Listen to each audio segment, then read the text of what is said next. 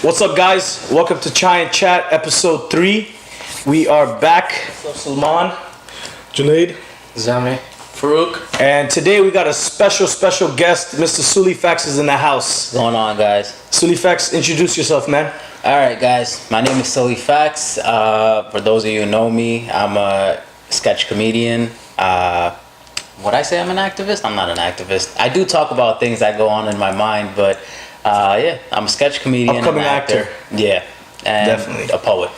All right, man. Listen, you guys got to try the chai out. The chai is on point today. And we got Mr. Cookie Biscuit, I think, is it right? Mr. Cookie. Mr. Cookie Biscuit today as well. And an upgrade to a nice French press. Yes. A nice little upgrade. This is different, man. It's nice. It's good, right? Oh, wait. Let me put some sugar in there. It's got honey.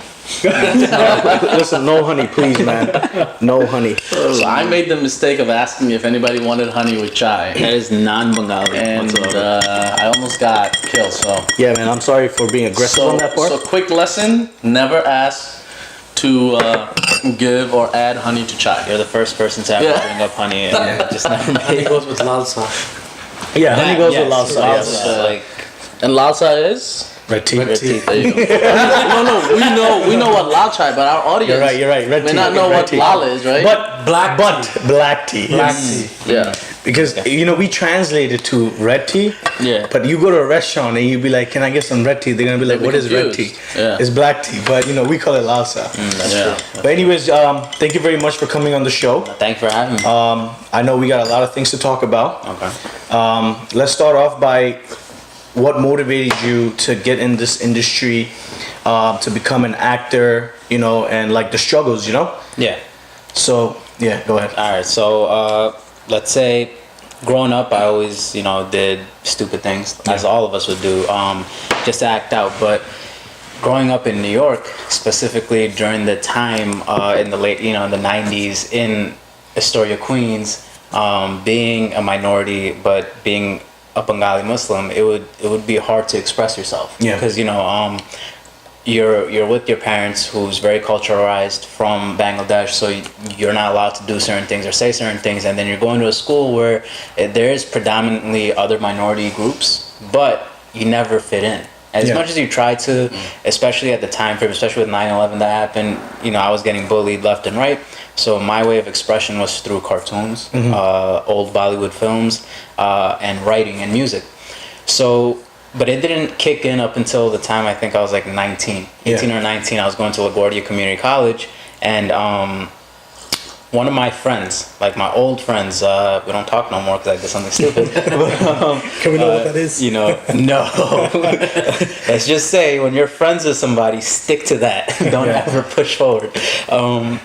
Basically, she was in like a radio club, and I guess that was kind of like tied in with the theater club, and I was like just changing majors every 2 seconds. I didn't know what I wanted to do with my life, but one thing I would always do is go home, put on Netflix, or just watch an old Bollywood film, and just like wish I was in that mind, like that landscape, or acting like the hero or the villain or yada yada yada. So one day she's like, "Look, I know you're going to class, but I know you're not focused. So, excuse me, come to me to the theater club." I was like, She's like, "Look, you watch a lot of movies. Just go there. See, give it a shot." So I go there, and I just see like a bunch of kids, like guys my age, females my age, just expressing themselves, acting, being funny, stupid, and they literally told me, they're like, "Hey, you, what's your name?" And so my name, I was like, "Oh, my name is Humayun." They're like, "All right, play Simon Cowell." I was like, "What?" They're like, "Just do it." And I was like, "All right, cool." I sit down and I'm playing a judge, and I remember I was nervous, but then I had like a can of like my coffee, basically the one I have with me right now. I have a coffee laying out right here, so I pretended to play, an arrogant judge. Bang the table, the coffee flips over, and I'm like, "Oh snap, I just made a mess." But everybody's like, "Yeah," and I'm just like, and I'm like, "Oh snap." That's your first time. That was my first time, and it kind of I got hooked. Yeah. But I was still nervous because I was like, all right, but that's just the idea. It's a passion. It's a dream. How am I going to get out there? Yeah. That's when Instagram came in. Like Instagram just became a thing. I think Snapchat will come in maybe a year later or so. And I was like, you know what? I'm shy. I'm nervous. I would get anxiety attacks. I would pass out in front of just groups of people. Yeah. I was like, let me just make a funny video on social media. And it wasn't funny. It was trash. But but I was like, it kind of got me out there to continue making videos because now I found another passion towards it, which is when you act out something and then you have the ability to edit it, now the world is yours. Yeah. So, and that's basically how it started for me. It's funny. The other day you did a live video, and then I was like, oh, let me check it out. And then I saw you got on the live video, and you were just talking so normally with everybody. People know, like, hey, are you gonna do this today on a Saturday, or what are you drinking today? Like, it almost seems like everybody knew you personally, Right. Which is like, I feel like a lot of people, as they grow as artists and even in any kind of process, they get lost, right? Right. You get disconnected. You start like getting disconnected with your crowd, or you start getting disconnected with the people you hang out with. You have a different crowd of people. From all the people that was watching you, they're throwing hearts, they're throwing thumbs up. So how do you keep up with like balancing all of that? So that's the toughest thing. And it's like the business end of it, for the sake of the business, to make money, to ensure that you're going to grow as a talent, they'll tell you, you got to do this, you got to do this, you got to switch that up, you got to act like that, or you got to put a video on a certain time. So it's like sometimes you lose yourself. And I've been in situations like that where I would be like, hey, this is not me anymore. Like, I started this because I had fun. Yeah. I was passionate. I connected well with the people because I was actually connecting with them. I was talking to them, asking them how their day was. But in the business spectrum, sometimes they refrain you from that. So at certain points, from the art to the the money, and you got to learn how to just say, F that. Right. And so I understand the business portion. I got to do certain things, but live, that's for me. So when I go on Instagram Live, I feel like the advantage of being on social media is certain things they can't control. Do you have like a plan when you go live, or is it just kind of go with the flow?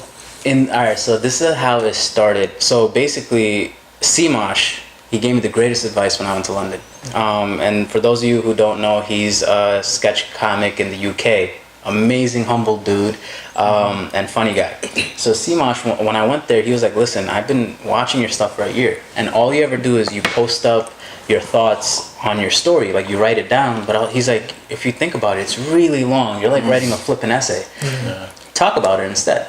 Just let people know. Just let people know, because now they see a face behind the word. And I was like, but they see my face behind like a sketch or a picture. They're like, no, but they don't know who you are. Let them connect with you. So he gave me the first boost. I was on his live, and I kid you not, after doing a sketch, within 30 minutes, I got 100 followers from him. I got many people connecting. They're like, who is this guy? And I was just like, wow, now I understood what he meant. So I came back to New York, and when I talked to my first live, I was kind of nervous. I didn't know what to talk about. But then I forgot what happened. I think there was a situation that took place where I think it was about, that's what it is. It was about, in our culture, people don't want to see you win. They don't want to see you grow. Very true. And I talked about, why are you focused on me in a bad way? You could be even older than me and talking behind my back. Why not be focused on you? Why are we going to go to the same shisha lounge and smoke shisha and talk bad about each other when you could just be focused on you and be happy? Because we're on two different career paths, so it doesn't make sense. If you were like in the same career path as me, and then there was like a what's that word? Like, just like a clash, then it makes sense. But there isn't. So that friction, why is it there? So, and what I did was I got on live and I started talking about it. No one asked me that question. In fact, the first 5 minutes, nobody was on that live.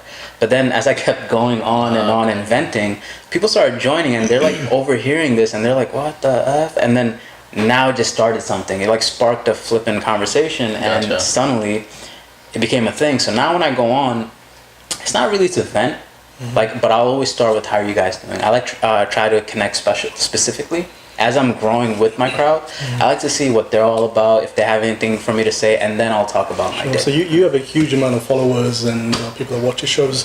For anyone that's trying to get into that sort of thing in the Desi community, what would your advice be? Like, would they need to put a lot of money into it, or? No, you do. Honestly, the hard truth is, even what I'm doing right now, it's like, just be happy that if this is your passion, that money is coming. Be happy about that, but don't focus on the money. focus on the money, you lose yourself, and that's where it goes back to the business portion. They won't know you for you, and that's when you got to separate who are you as a person and who are you as the actor or actress. So to get started, you really don't need money. You just need the passion, the charisma, and the character behind it. So, you know, back to the topic of the career, you know, for the Desi community, it's not normal to be an actor or to pursue a career in this. Even today, right? Yeah, even today. today. I'm just wondering what kind of conversations you have with your parents about this. Like, how did you bring this up to them? Like, oh, you know, this is what I want to do. The reason why it's not a commonality right now is because it's not safe. Yeah. Safety is getting a degree in medical, engineering, lawyer, or like basically in one of those respective fields. Mind you, if that's your passion, great, go for it, because that's something I couldn't learn. And I went to aviation high school. Like, I did not learn jack squat because I turned my mind off every time I had shop class. So for them, we subconsciously get taught that it's not safe. So we look down upon anybody who choose to jump into the arts. It doesn't have to be acting, could be music, could be poetry, could be literally drawing. So, but I know deep down it's in a lot of us, because, you know, our culture, our language is a poetic language, right? Yes. So deep down inside, you do know there is a lot of poets. There's famous poets, writers, actors, and we neglect that. Yeah, I know. I totally agree with you. But, you know, the problem is that the younger generation that are coming up who have this creativity in them, they're just like, it's like a box that's closed in, you know? They probably want to come out and do a lot more things, you know? And I think, you know, we should be able to motivate them, Right. you know? Yeah. To help the younger kids come out like, yo, it's okay. This is how you do it. No worries, you know? So what do you think, like, as a younger generation who's in this position, what would you tell them? First and foremost, you know, when they see this, right? I know the one question they're gonna ask is, "Who are you?" Yeah. Because they're gonna be like, "You're not my father. You're not my mother. You're not my cousin. Who are you to tell me what I can and can't do?" That's just a defense mechanism, because they're afraid. They're afraid to take that chance. When I first started 5 years ago, I'll say like the first 50 videos were crap. They were trash, because I was following the same dynamic the bigger stars were doing, like Batch or Melvin Gregg or anybody, like doing those 10-second videos. I was just following their system. But what it did for me is it allowed me to learn how to edit on my own, allowed me to make mistakes and then learn about the mistakes. And a lot of the videos I redid it, modified it, made it better. The thing is, you need to practice and mess up to be better. Yeah. Now, this platform itself is telling these kids, these youth, just do it. Like, start it as a little thing first. Like, plant a seed in your head. Just a little minor thing, and then watch it grow. But don't just completely destroy it because of what you were taught. Remember, what our parents or what our aunties and uncles or even kids are like their age will tell us, oh no, you have to become what you have to become. You got to understand that they weren't raised within the new generation. Now we have all the capabilities to do whatever we want and make money behind it. Yeah. But it's not going to happen in day one. Like, me going to London this year, that was my dream 5 years ago. 5 years ago, I wrote, one day I'm going to go to London, I'm going to make a big move. It happened 5 years later. But had I had quit, that wouldn't have happened. But you just need to have that patience and that strength to say, you know what, it's going to happen. I just got to keep pushing. And oh yeah, you're going to have to lose a lot of like close family members and friends, because it doesn't mean you got to cut them off from your life. You just got to separate yourself mentally from them and understand that sometimes they don't want the best for you. Yeah. So, you know, But just keep going, basically ignore the ignore all negativity. I can go on with what my parents thought about it in the first place. My mom and dad, when I first told them 5 years ago, they were like, right? So, you know, and my dad was worse. Like, I made it very nice. I said it very nicely. Yeah. But mind you, he was chasing me around with the shoe, like, Typical Bengali. Yeah. Silly dad. all right, so yeah, my dad was chasing me, and it took them, see, whatever sketches I did in New York, it wasn't doing anything for them. They're like, all right, cool, we see you on social media, it's not getting any buzz. Mind you, within the community, it was getting a little bit of buzz. It was up until the point where I did my first professional gig. And here's the thing, one thing I want people to know. With social media, that first professional gig, as small as it was, a director reached out to me through my DMs. Really? Yeah. Wow. That's crazy. Yeah. But the parents also don't know, even at that time, the They don't power of understand social that, media. It's Right? an understanding issue, Yeah. basically. Isn't But it? subconsciously, we bondaged our kids, the kids younger than us, or even our age, to think that nothing is possible. Like, if somebody could reach out to my DMs and be like, it's easier to cut out the middleman. Oh, boom, I'm a director for this show. You want to be on? Yeah, you'll be on for like 5-10 seconds, but it's a start. Why the F not? You could do your background research on them, see if they're legit, and boom, you're on. Everything's And there. also talking about the DMs, It gives you that the exposure. ladies hit you up on the DM all the time, no?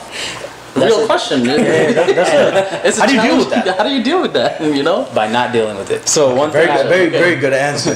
one thing I learned was, when I first started, it was like, I want the ladies. Then I learned how much of a distraction it is. And mind you, when you have, can I Yes.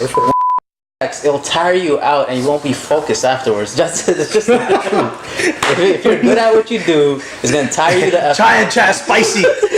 I might need that honey. Spicy edition. I might need a honey to simmer it out. I'm telling you, listen, don't focus on women, or even if you're a lady, don't focus on men too much, because you're gonna lose your craft and the ability to like just be creative. So it was during that moment when I started, like, the first professional gig, I was on SNL for maybe like 3 seconds, but I was right next to Kumail Nanjiani.